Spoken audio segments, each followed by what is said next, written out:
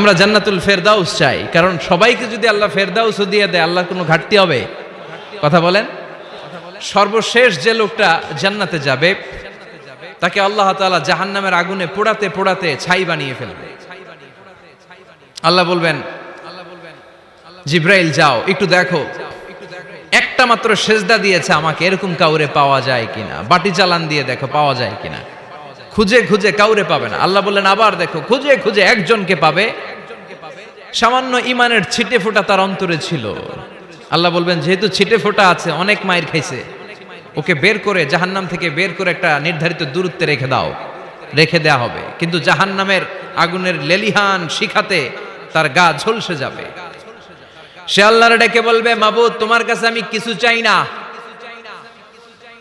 জাহান্নাম থেকে তুমি আমাকে বের করেছো, জীবন নদীর পানি তুমি আমার গায়ের মধ্যে ঢেলে দিয়েছো, আমি আবার সজীবতা ফিরে পেয়েছি। আমি তোমার কাছে জান্নাত চাই না, শুধু নিরাপদ একটা দূরত্বে আমাকে রেখে আসো, যাতে জাহান্নামের আগুন আমারে কষ্ট দিতে না পারে। আল্লাহ আমি কিন্তু তোমার কাছে জান্নাত চাই না। কি চাই না? জান্নাত চাই না, কিন্তু জাহান্নামের আগুন আমারে কষ্ট দিচ্ছে, এতটা দূরত্বে রাখো যাতে জাহান্নামের আগুন আমার গায়ে না লাগে। আল্লাহ বললেন ওকে রাখবো, কিন্তু আমার সাথে একটা কন্ট্রাক্টে যেতে হবে, যে এটা তোমাকে দিলে তুমি আর নতুন করে কিছু চাবা না। সে বলবে আমি রাজি, কন্ট্রাক্ট হয়ে যাবে। আল্লাহ জিব্রাইলরে বলবেন যাও এমন দূরত্বে রাখো যাতে জাহান্নামের আগুন ওরে কষ্ট না দেয়। রেখে আসা হবে, অনেক দিন সে ওখানে আনন্দে থাকবে, আল্লাহ শুকরিয়া করবে। সে মনে মনে বলবে বেঁচে গিয়েছি, আমি বেঁচে গিয়েছি, জীবনে আর কিছু চাই না, জাহান্নাম থেকে আমি বেঁচে গিয়েছি। অনেকদিন থাকার পরে মনে মনে ভাববে বাইসা তো গেছি, কিন্তু নতুন করে একটু ট্রাই করে দেখি, জাহান্নামের সৌন্দর্যের দৃশ্য একটু চোখ দিয়ে অবলোকন করা যায় কিনা। সে আল্লাহরে ডেকে বলবে আল্লাহ ইনদি সুআল, আমার একটা ফরিয়াদ আছে। কি ফরিয়াদ? আল্লাহ আগেই বলে রাখি আমি কিন্তু জান্নাতে যেতে চাই না। আল্লাহ বলবেন কি চাও? সে বলবে আল্লাহ তোমার জান্নাতটা তুমি কত সুন্দর করে বানিয়েছো, আমি একটা নজর শুধু দেখতে চাই। জান্নাতের দরজার সামনে নিয়ে যদি আমারে বসিয়ে রাখো, দ্যাটস ইনাফ, আর কিছু চাই না, শুধু জান্নাতের দরজার সামনে। আল্লাহ বললেন তুই না ওয়াদা করেছিস, তুই না চুক্তি করেছিস। সে বলবে আল্লাহ আমারে হতভাগা বানাইয়া তোমার কি লাভ? সুবহানাল্লাহ পড়েন। আমারে তুমি হতভাগা বানিও না। আল্লাহ বলে ঠিক আছে, আবার সিগনেচার কর যে জান্নাতের দরজার সামনে বসিয়ে দিলে আর কিছু চাবি না। সে সিগনেচার করে বলে আমি চাবো না। আল্লাহ বললেন জিব্রাইল বেচারারে ধরে জান্নাতের গেটের সামনে বসায় দে। এবার জান্নাতের গেটের সামনে বসে বসে জান্নাতের সৌন্দর্য দেখা শুরু করবে। সুবহানাল্লাহ। এমন সৌন্দর্য যেটা চোখ দিয়ে কেউ দেখে নাই, কান দিয়ে শোনে নাই। ওই সৌন্দর্য চোখে দেখে, কান দিয়ে আওয়াজ শোনে, মাগার ভোগ করতে পারে না। অন্তরে জ্বালা আছে না নাই?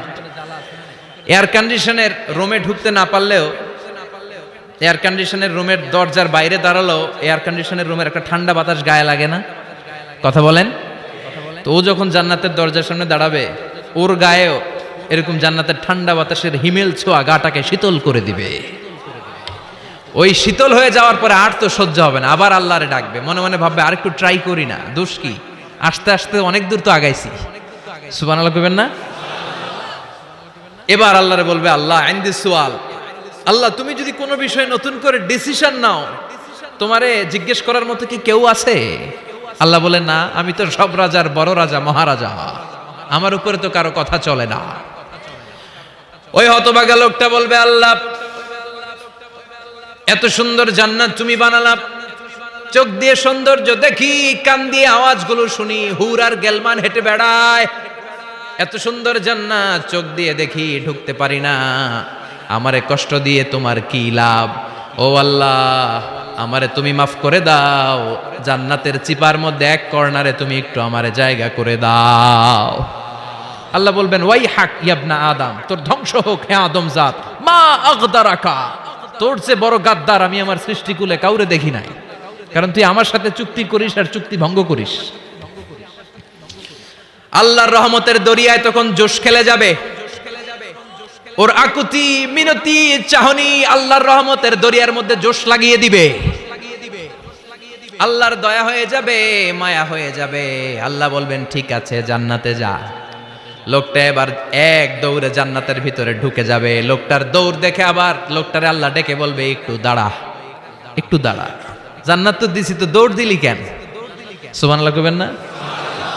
লোকটি বলবে আল্লাহ প্ল্যান তো আমি কম করি নাই, এত চেষ্টার ফলে আমি আসতে পারছি। আবার যদি তুমি বাইর করে দাও, এই জন্য এক দৌড়ে এমন চিপার মধ্যে লুকামো যাতে তুমি আমার না দেখো।